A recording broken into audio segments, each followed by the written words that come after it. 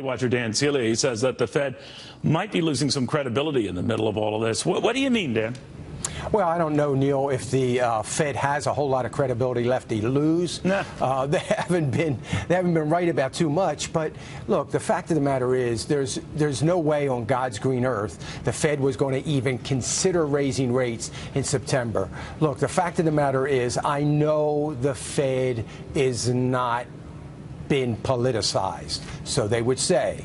But the fact of the matter is, Donald Trump gets elected, Janet Yellen loses her job. And I hate to break it down to such brass tacks like that right away, but the fact of the matter is, rates are not going to be raised in September. That is one reason. The other reason is the data, frankly, stinks.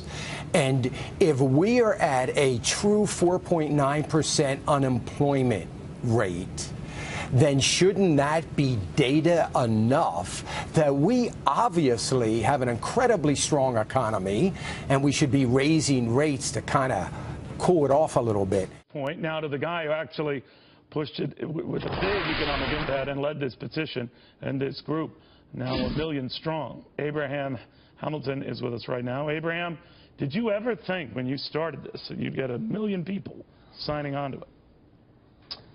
Thanks for having me, Neil.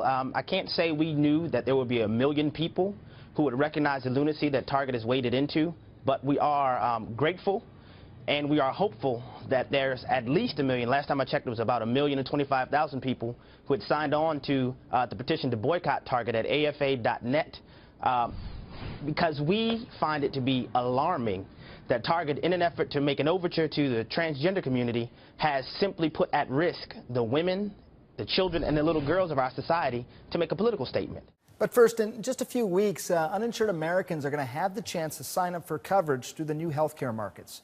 But opponents of the law are already stepping up efforts to sabotage Obamacare. States are very wise to choose not to cooperate in any way because... That's Twyla Braze, president of the Citizens Council for Health Freedom. She's voicing her strong opposition to Obamacare and healthcare exchanges with radio ads like these. We have a legal right to refuse to enroll in government exchange coverage. They have billboards, bus shelter posters, and flyers that are passed out on college campuses. All of it's part of a campaign to convince Americans, especially young adults, not to sign up for health care exchanges when they become available October 1st. If you do not sign up for them, you do not bring money into them. It does not fund the cost of operating them, and therefore they are more likely to fail. In many cultures, forgiveness plays a role in the healing of the soul. Doctors say it's important to forgive because in this stressful world, carrying anger or resentment for someone adds to the anxiety. The retention of these negative emotions of anger and hatred undermine our physical health, our mental health, and then not surprisingly also our spiritual well-being. We know that chronic anxiety and stress causes your digestive system to underfunction.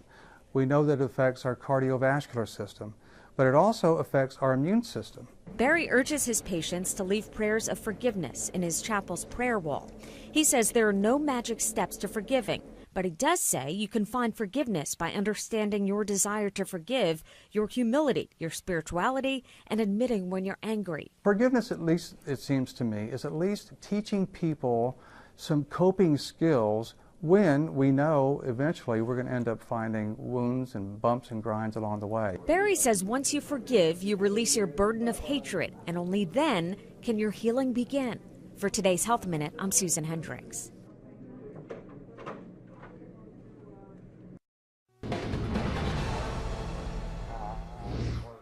Welcome back to Follow the Money. Warren Buffett hypocrisy alert. He complains his secretary pays more taxes than he does, but she's just bought a second home, so she's not doing that badly. How about cutting the corporate tax rate, which is about to become the highest in the world? Join me now, Colin Hanna, president of Let Freedom Ring. The panel is still with us as well, sir. Tell us, this is hypocrisy alert gone wild.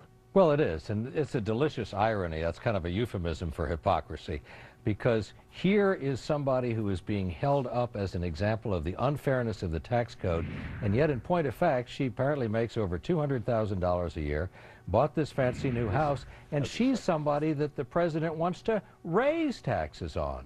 So it's just the opposite of the point that he's making. The Buffett tax rate is low because most of it is capital gains.